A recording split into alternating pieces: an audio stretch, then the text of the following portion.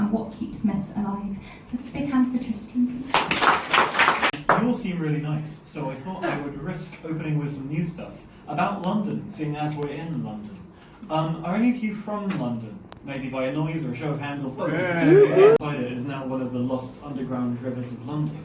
And so this is a poem and thicker than ink. Papercoat, paperman, scribbler, pretender, there's lead in the water, my Mad Hatter kink. Don't flinch, or this lost tots Castalian caper just might become tragic young press ganger sinks. And don't mind the faces that gloam through the water, my drowned expert think tank, my watered down clink. Just drop them a line, we'll dredge up a retainer. Blink once for yes, twice for no comment. Blink, blink. The next one is... that noise of like... is exactly the correct reaction. This poem is called Electric Ballroom. Anyone who knows that stretch near Camden Town Tube Station and Electric Ballroom may recognise some of the other pubs mentioned in this poem. Electric Ballroom. Bleeding from the eye and from the head and the black heart, we've broken from the lock, the world's end, underworld and underground, to fill this hot sarcophagus with sound, passing from the dark into the dark. Our cue to move is when the lights turn red, though this room leaves no room to lift our feet. Pent in by design and not desire, united by desire and not design. My sweat is his and yours and hers and mine. We are the boiling pot above the fire. They only play one song, but it repeats. The tune, familiar and obvious and irresistible. The song is us. I think I am going to read some... The subject of this very, very weird medieval Irish epic, and has popped up in other retellings since then in a lot of places. If anyone knows the work of Neil Gaiman, he's a character in Neil Gaiman's American Gods. He turns up in Fane O'Brien's novel That's 22 Words. He's all over the place. And the best one-line summary I've ever seen of the plot of the epic, which very few people have read because it's quite long and strange. The one-line summary is... This fellow Sweeney argued the toss with the clergy and came off second best. The upshot is that your man becomes a bloody bird. If you'd like a slightly longer version of that story, this begins like a lot of old poems with an argument that kind of sets out the stall, tells you the story before it happens. But this argument, like every other poem in the book, goes kind of astray halfway through. How Sweeney, king of Daleri, that northeasternmost tip of air, weary of his cursed state, of the fire in his mind, the loneliness, of his transformation into a naked, fluttering thing by the spite of a vengeful preacher, and all those famous afflictions of which you are, no doubt, aware, sought guidance in unhinged, unlikely places. How the riddling birds of the wood sang of his past to cut through his madness, how a future linguist taught him to unriddle the wood of his madness in song, how a mad companion showed the future to be riddles written on wood, how all that is written on wood is sieved by the forest's humblest creature, how a humble written creature is saved by firewood and love. Of appearance. You may notice they've had a hand in writing these bits themselves. Ronan, honest cleric, robe, sandals, large bell around neck. His church was invaded and razed by lying King Sweeney, a local landowner who tried to kill him with a spear, saved by the bell. Prayed for a miracle. It worked. The cruel tyrant was reshaped into a form better fitting his soul. Sweeney, honest Ulsterman, his land was invaded by Ronan Finn, a lying priest who tried to build a church on it. The cruel zealot cursed him. it worked. The kind king was turned into an insane feathered bird beast, now lives in the air and sleeps on branches, his wretched claw feet barely able to touch the ground. All the birds of Ireland.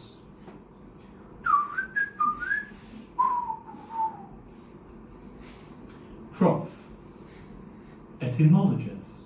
From logia, a speaking of, etymos, true.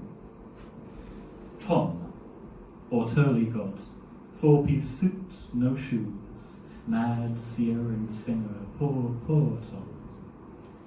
Woodlouse, warm, small, ear to the ground. Aram, estranged wife of strange Sweeney, love come home.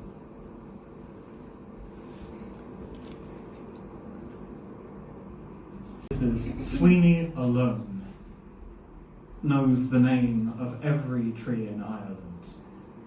Not every kind of tree in Ireland. Every tree. This whitethorn, where a stretch of quiet path bends in the shape of the small of her back, is called Aram.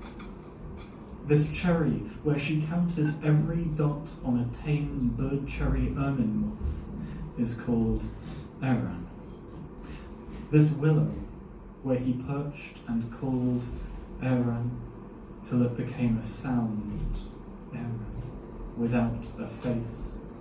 His bird mind, Aram, only knowing Aram as the word for something lost or misplaced. Sweeney learns the language of the birds.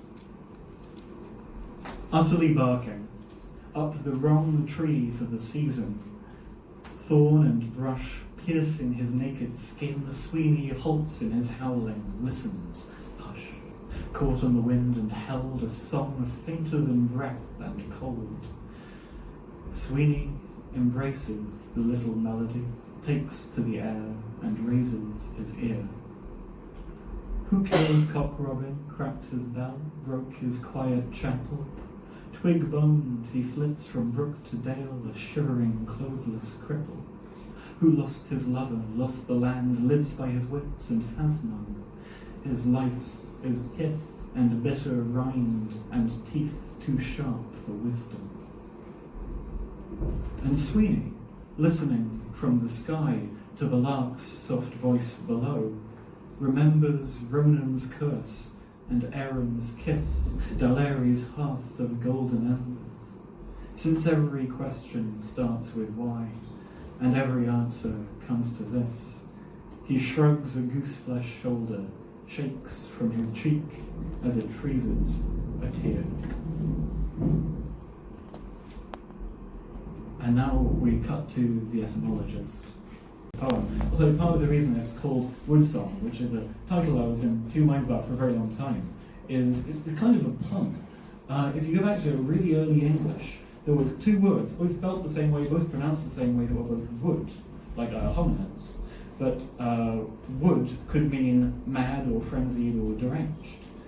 And the idea of madness being linked with the kind of dark, strange space of the woodland was something that crops up in a lot of literature and interested me, and I'm interested in where words come from, but sometimes I Google them badly and get it slightly wrong, which might have influenced this poem a little bit. This is Sweeney Meets a False Friend.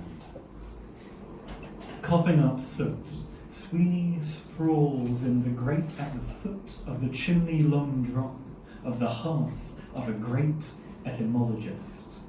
Wait, she begins in a drawl. Wood, frenzied, deranged, drooled from Old English what, kin to Gothic's mad woods and High German's miffed woot, bastard grandchild of Proto-Indo-European wet, the cause of it all, to inspire.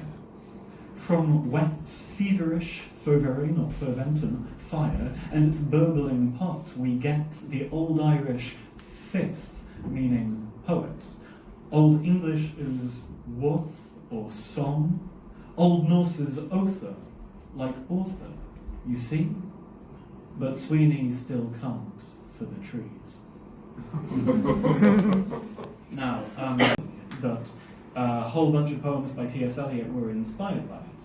It's, again, like with the word wood, same word, two very different things. There's a character called Sweeney in some of his poems who's vaguely inspired by Sweeney Todd, but some literary critics seem to have gotten mixed up. But it got me thinking that maybe somewhere in another universe, another T.S. Eliot might have met another Sweeney, and would they have got on? This is Sweeney Abroad. Part 1, Flight. Another time was Sweeney so uplifted by his sorrows that his body broke the cloud line. More than ever lost, with only white below and mocking stars above, unable now to will himself to earth, he flew out east across the ocean to another land, until, fatigued by hunger, Sweeney lost his grip on the hateful air and fell.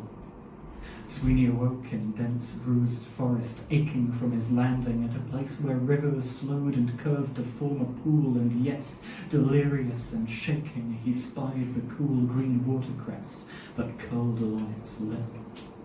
He gorged himself on fistfuls of it, biting till his own lips bled, till yes, the succulent green juices stained his cheeks and brow. Sated for the moment, Sweeney glanced towards the river.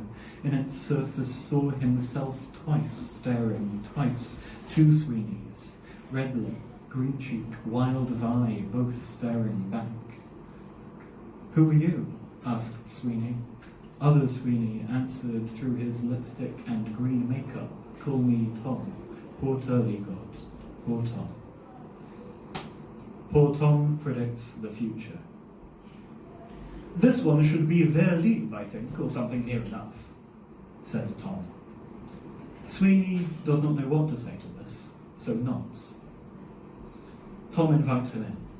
They share his makeshift hearth. What Sweeney knows as Albion and Tom calls Soho is a city to Tom and a forest to Sweeney, and this is all right. They spend a year there. One night, Tom predicts he will die alone in a waterfall. "I'm going there soon," he says, and does, and dies there. "And what about me?" asks Sweeney, and what he does not yet know is the last night before Tom leaves him. "About you, I'm in two minds," says Turleygod, or Tom. So that night, Tom tells him these two poems. A Future, Sweeney Conjunctivitic. Restive inside its amber brick, the ancient worm begins to twitch. Sweeney regards Odette through thick gold-tinted spectacles. They itch.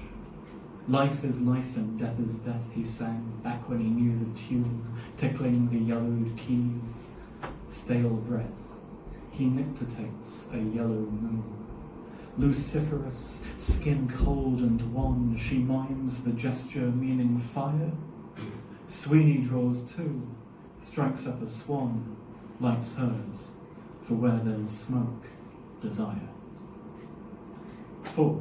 A Future, Sweeney Repentant. Philiptiti's tired restraints are worn and old, their leather chewed. Feathered Sweeney counts his saints, contemplates our Saviour's rood, and coughs into his handkerchief. The bristled neck denotes dismay and dust commingled with belief. Sweeney knows there'll come a day when all the damp philosophers will frolic in the evening sun, while Pavlov feeds them phosphorus and checks their pulses. Lesson 1. Learn and learn to live without the lesson learned. Invest in doubt. Disbelieving, Sweeney rends his feathers in a rage. Says Turleygod, "How do you, lad?" Says Sweeney, "Turn the page."